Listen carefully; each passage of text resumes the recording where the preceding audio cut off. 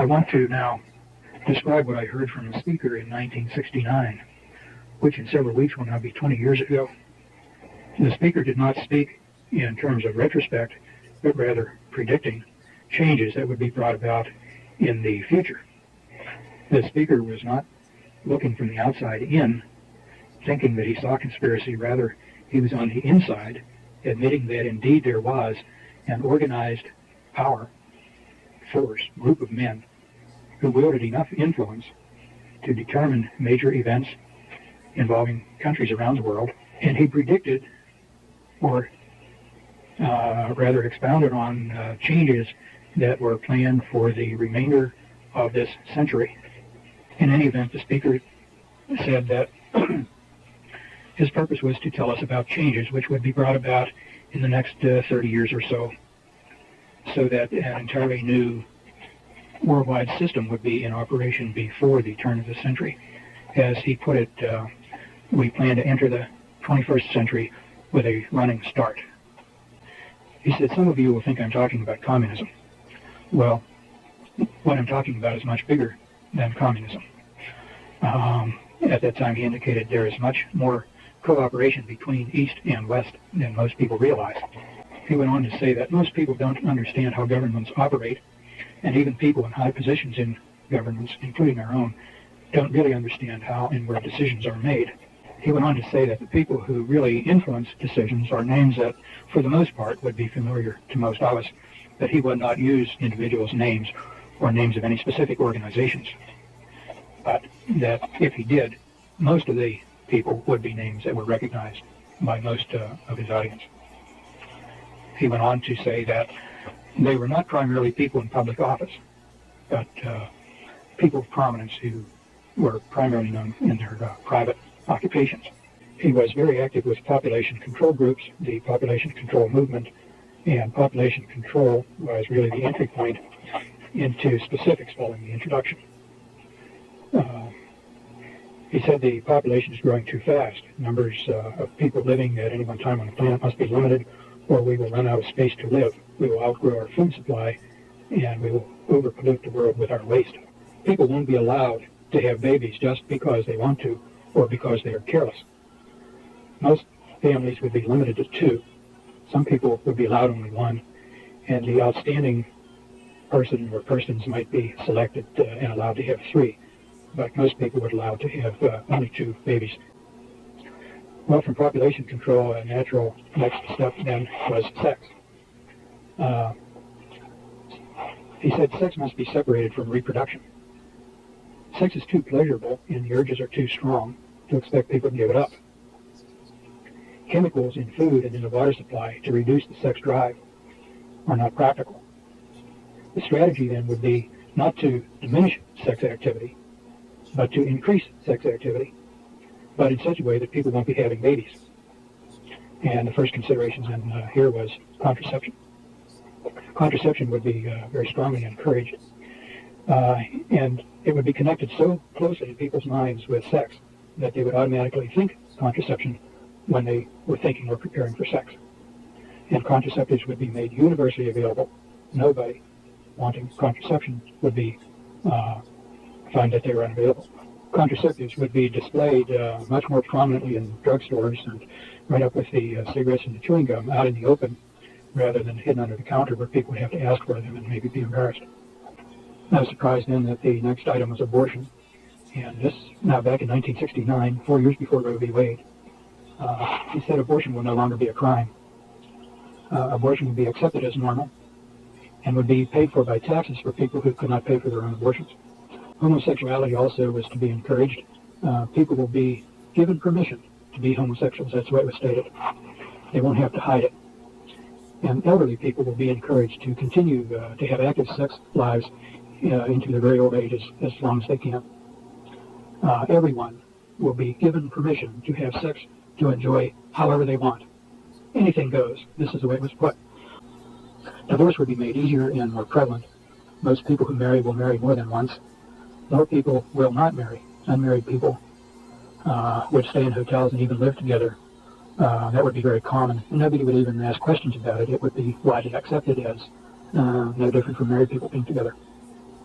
more women will work outside the home. More men will be transferred to other cities in their jobs. More men would travel and work. Therefore, it would be harder for families to stay together. This would tend to make the married relationship less stable, and therefore tend to make people less willing to have babies. Everybody has a right to live only so long. The old are no longer useful. They become a burden. You should be ready to accept death. Most people are. An arbitrary age limit could be established. After all, you have a right to only so many steak dinners, so many orgasms, and so many good pleasures in life. And after you've had enough of them, and you're no longer productive and working and contributing, then you should be ready to step aside for the next generation. Big item, which was elaborated at some length, was the cost of medical care would be made burdensomely high. Medical care would be connected very closely with one's work, but also would be made very, very high in cost, so that it would simply be unavailable to people beyond a certain time. And unless they had a remarkably rich supporting family, they would just have to do without care. And the idea was that if everybody sees enough what a burden it is on the young to try to maintain the old people, then the young would become agreeable to helping mom and dad along the way, provided that this was done humanely and with dignity. And then the example was there could be like a nice farewell party, a real celebration. Mom and dad had done a good job, and then after the party's over, take the demise pill. The image of the doctor would change. No longer would he be seen as an individual professional in service to individual patients, but the doctor would be gradually recognized as a highly skilled technician, and his job would change. The job is to include things like executions by lethal injection. The image of the doctor as being a powerful, independent person would have to be changed. The solo practitioner would become a thing of the past. A few diehards might try to hold out, but most doctors would be employed by an institution of one kind or another. Group practice would be encouraged, corporations would be encouraged, and then once the corporate image of medical care, as this gradually became more and more acceptable, doctors would more and more become employees rather than independent contractors. He said there would be new diseases to appear, which had not ever been seen before, would be very difficult to diagnose, and be untreatable, at least for a long time. Some years later, as AIDS ultimately developed, I think AIDS was at least one example of what he was talking about. I now think that AIDS probably is a manufactured disease. He said, we can cure almost every cancer right now. Information is on file in the Rockefeller Institute if it's ever decided that it should be released. But consider, if people stop dying of cancer, how rapidly we would become overpopulated. You may as well die of cancer as something else. Efforts at cancer treatment would be geared more toward comfort than toward cure. There's some statement that ultimately the cancer cures which were being hidden in the Rockefeller Institute would come to light because independent researchers might bring them out despite these efforts to suppress them. But at least for the time being, letting people die of cancer was a good thing to do because it would slow down the problem of overpopulation. Another very interesting thing was heart attacks. He said, there is now a way to simulate a real heart attack. It can be used as a means of assassination. Only a very skilled pathologist who knew exactly what to look for at an autopsy could distinguish this from the real thing. I thought that was a very surprising and shocking thing to hear from this particular man at that particular time. This and business of the cancer cure really still stand out sharply in my memory because they were so shocking and at that time seemed to me out of character. Somewhere along in here there was also something about accelerating the onset of puberty, and this was said in connection with health, and later in connection with education, and connected to accelerating the process of evolutionary change. There was a statement that we think we can push evolution faster and in the direction we want it to go. As regards education, they indicated that kids would spend more time in schools, but in many schools they wouldn't learn anything. They'll learn some things, but not as much as formerly. Better schools in better areas with better people, their kids will learn more. In the better schools, learning would be accelerated. And this was another time where he said, we think we can push evolution. By pushing kids to learn more, he seemed to be suggesting that their brains would evolve and that their offspring then would evolve sort of pushing evolution in where kids would learn and be more intelligent at a younger age, as if this pushing would alter their physiology. Overall, schooling would be prolonged. This meant prolonged throughout the school year. I'm not sure what he said about a long school day. I do remember he said that school was planned to go all summer, that the summer school vacation would become a thing of the past. For most people, it would take longer to complete their education. To get what originally had been in a bachelor's program would now require advanced degrees and more schooling. So that a lot of school time would be just wasted time. Another area of discussion was laws that would be changed. At that time, a lot of states had blue laws about Sunday sales and certain Sunday activities. They said the blue laws would all be repealed. Gambling laws would be repealed or relaxed so that gambling would be increased. Indicated then that governments would get into gambling. We've had a lot of state lotteries pop up around the country since then. And at the time, we were already being told that would be the case. Why should all that gambling money be kept in private hands when the state could benefit from it, was the rationale behind it. But people should be able to gamble if they want to, so it would become a civil activity rather than a private or illegal activity. There was discussion of money in banking. One statement was inflation is infinite. You can put an infinite number of zeros after any number and put the decimal points wherever you want. That's an indication that inflation is a tool of controllers.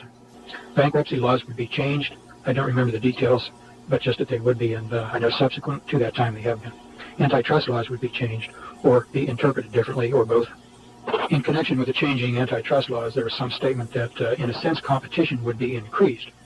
But this would be increased competition within otherwise controlled circumstances. So it's not a free competition. I recall having the impression that it was like competition, but within members of a club. There would be nobody outside the club who would be able to compete. Drug use would be increased, alcohol abuse would be increased, and law enforcement efforts against drugs would be increased. On first hearing that, it sounded like a contradiction. Why increase drug abuse and simultaneously increase law enforcement against drug abuse? But the idea is that, in part, the increased availability of drugs would provide a sort of law of the jungle, whereby the weak and the unfit would be selected out. There was a statement made at that time, before the earth was overpopulated, there was a law of the jungle where only the fittest survived. You had to be able to protect yourself against the elements and wild animals and disease, and if you were fit, you survived. But now that we've become so civilized, we're over-civilized, and the unfit are able to survive only at the expense of those who are more fit. And the abuse of drugs then would restore, in a certain sense, the law of the jungle and selection of the fittest for survival. Vacant buildings would be left to stand empty and to deteriorate, and streets would be allowed to deteriorate in certain localities. The purpose of this was to provide the jungle, the depressed atmosphere for the unfit. Somewhere in the same connection, he mentioned the buildings and bridges would be made so that they would collapse after a while. There would be more accidents involving airplanes and railroads and automobiles. All of this to contribute to the feeling of insecurity, that nothing was safe. Other areas, though, would be well maintained. Not every part of the city would be slummed. There would be the created slums and other areas well maintained. Those people able to leave the slum for better areas then would learn to better appreciate the importance of human accomplishment. This meant that if they left the jungle and came to civilization, so to speak, they could be proud of their own accomplishments, that they made it. There was no related sympathy for those who were left behind in the jungle of drugs and deteriorating neighborhoods. But anyhow, he went on to say there would be a whole new industry of residential security systems to develop, with alarms and locks and alarms going into the police department so that people could protect their wealth and their well-being. Because some of the criminal activity would spill out of the slums into better, more affluent-looking areas that looked like they'd be worth burglarizing.